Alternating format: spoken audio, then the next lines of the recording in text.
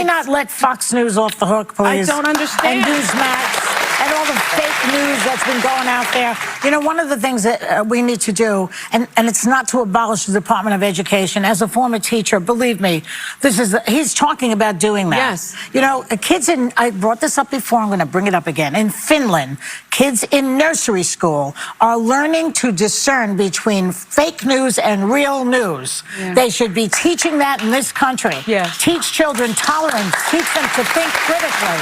Well, it would help if we could regulate social media, because one of the biggest offenders is D.C. and Congress have not been able to do one thing in regard to the rogue corporations of social media. It's not going to get any better with Elon Musk now in the administration. Trump is a known quantity. He moved that embassy to Jerusalem. He made those normalization accords, which effectively tried to marginalize the Palestinians. This is now in the midst of a cataclysmic event. Unlike liberal Kamala, I will support Israel's right to win its war on terror. You have to support that. Got to win, got to finish it off. And instead of pandering to the jihad sympathizers and America-hating radicals, we will deport them. We will deport them very quickly. We have no choice. We on this side of the TV screen have said all we can.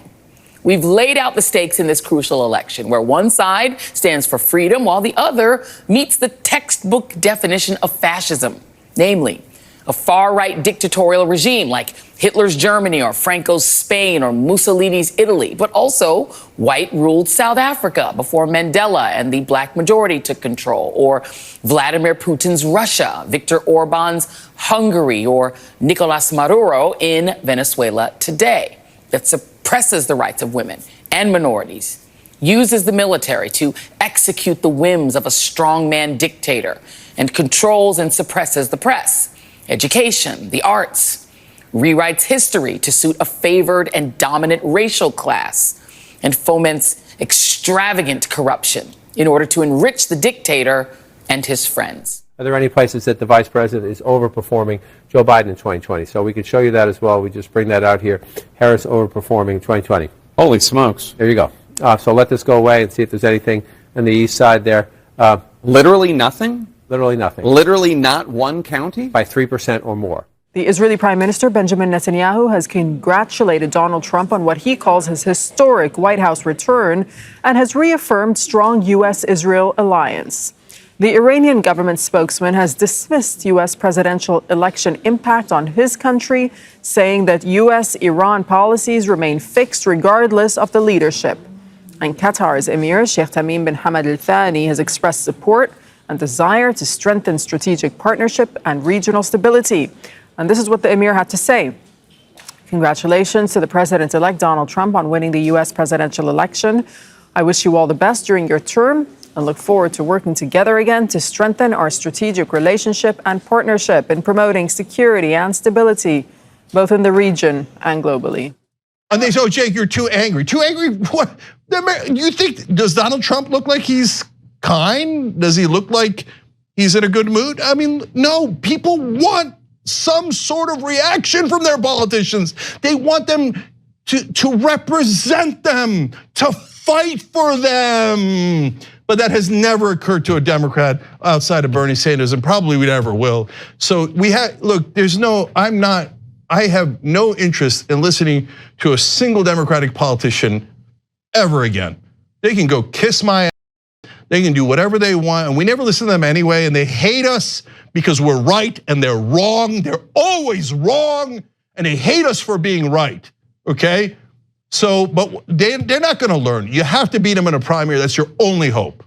And so if you say it's super hard to beat them in a primary because of the lying sons of bitches on mainstream media who will smear you to no end, who will fight harder against progressives and populists than Republicans or Donald Trump or anyone else, well, brothers and sisters, nobody said life was fair. So, however, despite all of these statements, there's still a kind of optimism that at least Trump's second term is not going to be similar to his first term. Just to remember, in 2018, when he was the president, he has withdrawn from the JCPOA, the historic nuclear deal between Iran and the world powers. Then he has put more sanctions on Iran and further isolating the country from the world, calling this policy as the maximum pressure policy. And then in 2020, he has assassinated Qasem Soleimani, the powerful head of the Quds forces of Iran, which has marked one of the lowest points in relations between Iran and the United States. Now, they hope that the second term could be different. And a new element, of course, is that Trump is not new for Iran, but in Iran, there is a new government, is a reformist government led by a reformist president. And since his election in July on, he and his team have repeatedly expressed their willingness that they're ready to open up Iran to the world and also to renegotiate a nuclear deal in return to having the sanctions, international sanctions, lifted. Now, the question in Tehran is how Trump and his team are going to be ready to renegotiate a deal. This is a mandate. He's won the national popular vote for the first time for a Republican, for the first time since 2004. This is a big deal. This isn't backing into the office. This is a mandate to do what you said you were going to do.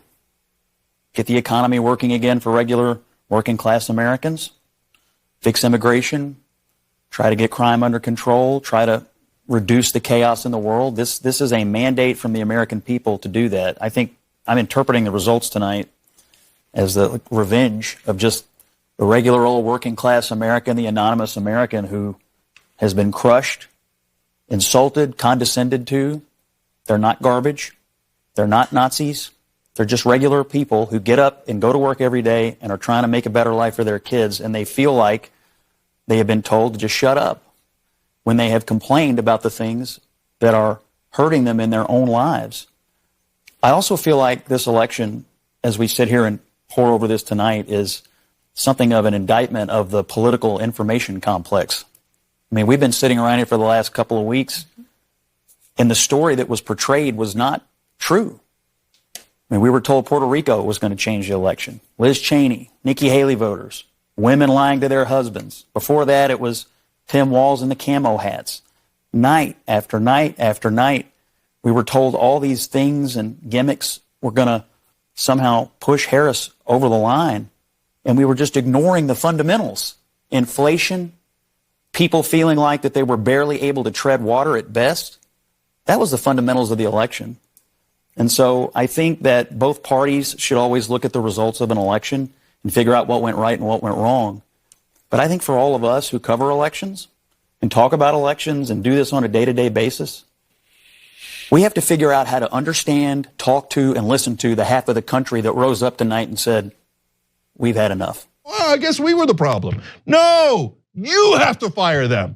So the next time that some son of a bitch on MSNBC or in the Democratic Party tells you, oh no, be a good boy and girl, be civil, and vote for Democratic leaders, they know what they're doing. Those are the same goddamn liars that told you that Joe Biden was totally fine, that he was young and he was dynamic behind the scenes, and it wasn't a problem at all. At that point, he was down 8 points nationally. He was getting slaughtered. He was down by 18 in Iowa, and I could go on and on. They've been lying to you the whole time. If you're on the left, you're a Democratic voter. Wakey, wakey. I need to wake you up out of the hypnosis that you're in, that Morning Joe and The View and all of mainstream media has put you in. They're lying to you. Why do you think they keep losing? You think they keep telling you how smart they are and how they're going to deliver you victories. And all they ever do is deliver loss after loss after loss. So Democratic voters, snap out of it. These guys are obvious liars. Fire them all. Fire them all. And if you don't, okay, then keep losing to buffoons, to obvious con men like Donald Trump. Keep losing and losing and losing and never figuring it out. Here, I solved it for you. I figured it out. It's a corruption. All the stupid donor money, all it's ever done is lead to more losses. There is this sense that without any kind of ceasefire, without any real progress in that ceasefire, we could well see certainly an escalation between now and when Trump takes office on January the 20th. Also, there has been reaction from the new Hezbollah leader in the last few minutes. Naim Qassem, the new Secretary General of Hezbollah, in a recorded message, his second recorded message since becoming the leader of the group. I'll read you some of the most salient points. He said that Hezbollah had prepared readiness, capabilities and weapons and training to confront the enemy. He said, there is one thing that will end this war, and that is the battlefield. This war is not winnable for the Israelis. We have tens of thousands of trained resistance fighters capable of confronting the enemy. And he also said that Hezbollah is currently in a defensive position to confront aggression and expansion goals. We anticipated the war and we are prepared for it and maintaining a defensive stance. So yet again, another defiant statement made by the new leader of Hezbollah. No sign of any let-up. And interestingly, in the last few minutes, there has been another Israeli forced evacuation threat or warning on the southern suburbs of Beirut. 3 areas of those southern suburbs fully expected to be attacked in the coming hours. I think there is going to be a debate inside a Trump administration where there is a wing that believes in more assertive American primacy of the type we are used to, and a wing that, and Trump has spoken to not having a world so full of war and chaos. So a wing that speaks to America not being the world's policeman, not being dragged into these military adventures. He didn't last time, but now put that through the lens of Israel, Palestine, Middle East. The Republican ecosystem is deeply supportive of Israeli apartheid, occupation, militarism. However, is there a scenario in which he says, I want to put a stop to this? And is there a scenario in which what I think Trump will be looking to achieve with Putin also has a knock-on effect to not expand the conflict with Iran, for instance? One can look to those things.